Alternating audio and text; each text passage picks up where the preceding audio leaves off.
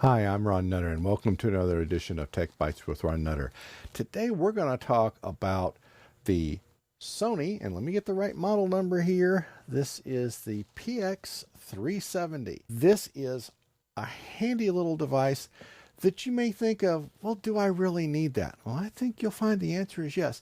With all of us having smartphones, we've got an app or two on there that we can make notes. But the problem is if you're on the phone, then you've got to pull up the app and type it in. I don't know about you, but sometimes I don't find the things easy to type into, and you can't certainly use voice dictation on your smartphone while you're on a phone call, right? Well, this is where the 370 comes into the picture, and this is a very quality device, and it's got a lot of flexibility that you wouldn't think of. Now, this is what it'll look like when you first get it turned on. There's a little bit of a setup in terms of giving the date and the time, and that's it.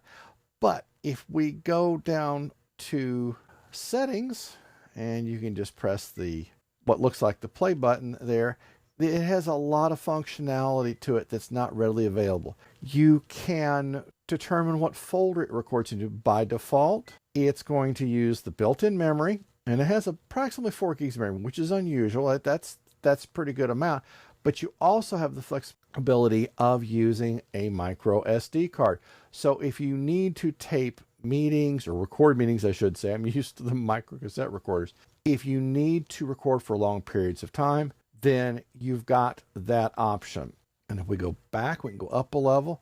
You can also create folders. So by default, we're going to use built-in memory, and you can tell what kind of folder to create. So you can help divide things a little bit. So if we go lecture, now it's created one called lecture, but we'll need to switch over to that.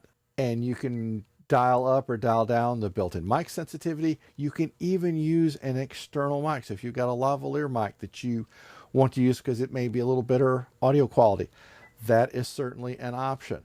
You've got a recording filter in here, so you can cut off some background noise that may be a problem.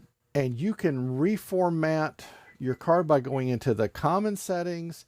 You can decide power off. If you always want to make sure that your date and time is correct, so if you need things to be timestamped for a certain reason, then you can go in here and set that up. You can turn off the beep, so if you are in an area where you don't want to attract attention, that certainly is an option there. And you can just back all the way out and go to the main menu. Or at any point, if you want to start recording, you can just tap on the record button and get started right away, and then hit stop, and then you can navigate to the different recordings. Now, to turn the recorder on and off, it's just a matter of you pull down and hold for just about a second, and you'll see it powers off. If you want to make sure that while you're recording that it doesn't accidentally get powered off, if you put it in your pocket, or you want to make sure that it's not getting turned off. Once it's turned on, you can just lift up to hold, which is going to prevent that from happening, and you adjust your volume with those controls right there, and your micro SD card can go right in there.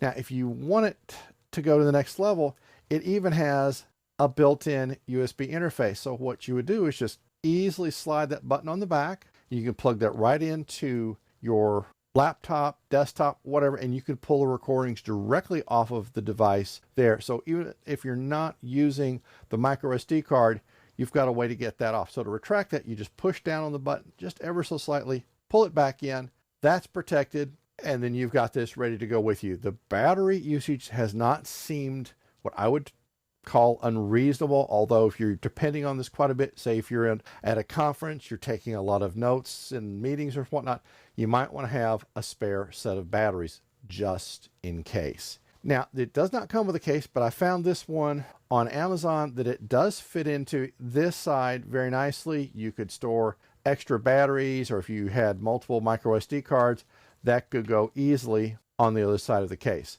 Sony is a well-known brand. This is not just a piece of plastic that's been slung together. Very quality device. I have been very pleased with the recordings that I have done with it so far. You really should have this one in your bag of tricks.